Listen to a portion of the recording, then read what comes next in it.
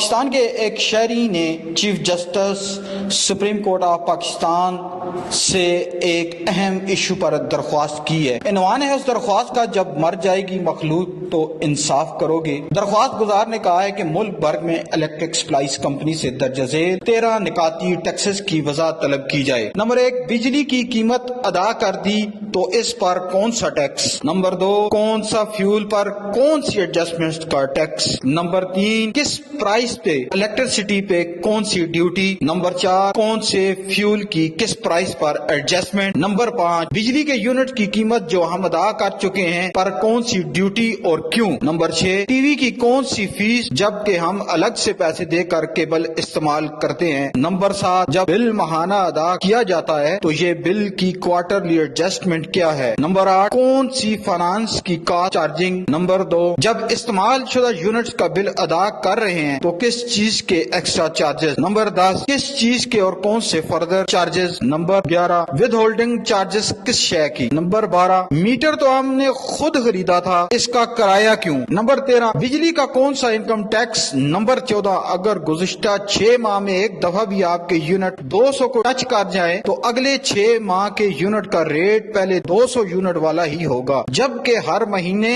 ادائیگی کرنے پر بار بار ادائیگیاں۔